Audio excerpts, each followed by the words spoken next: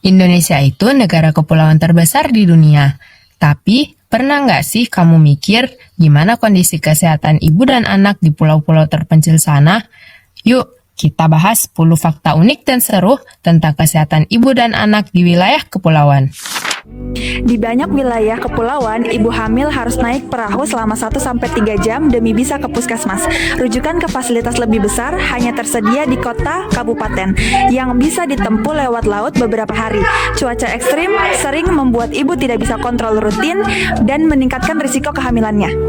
Beberapa daerah punya posyandu terapung di mana tim medis datang dengan kapal membawa alat timbang, vaksin, dan PMT. Klinik terapung seperti KM Sehat atau Nusantara Sehat mendekati pulau-pulau kecil untuk memberikan pelayanan KIA. Program ini menjadi solusi ketika infrastruktur jalan darat tidak tersedia.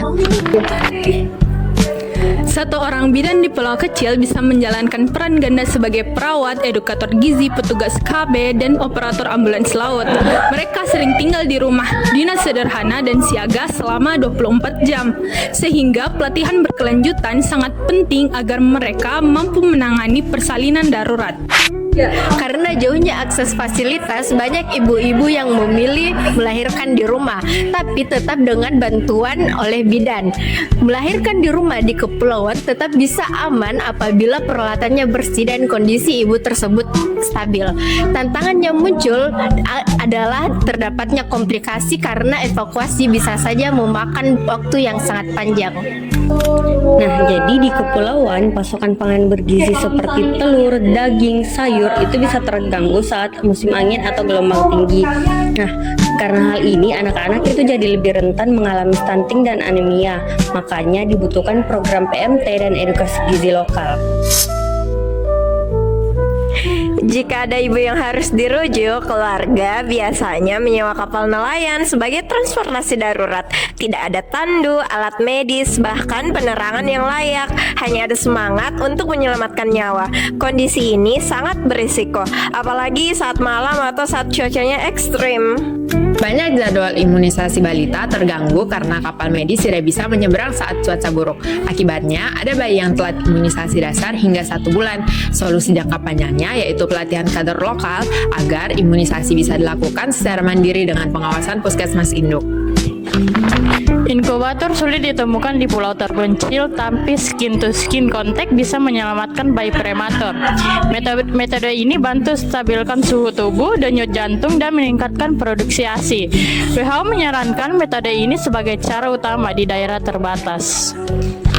Di beberapa pulau tidak terdapat sinyal internet, tetapi mereka masih bisa mendapatkan informasi melalui radio komunitas lokal. Nah, informasi seperti ASI, gizi, maupun imunisasi, mereka bisa dapatkan dari radio yang disiarkan secara rutin. Nah, ini juga efektif untuk ibu-ibu yang tidak bisa datang ke posyandu karena terkendala dari jarak maupun cuaca. Nah, anak-anak di kepulauan sering bermain di laut, aktif bergerak, dan dekat dengan alam. Nah, potensi itu butuh dukungan. Dengan gizi yang cukup, stimulasi yang tepat, dan akses kesehatan, mereka bisa tumbuh sehat dan cerdas. Nah, tantangan geografis itu tidak boleh menjadi penghalang masa depan mereka.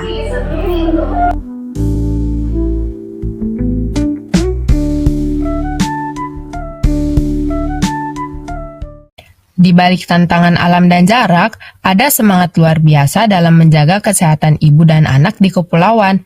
Yuk, terus dukung mereka dengan pengetahuan, kebijakan yang adil, dan semangat gotong royong.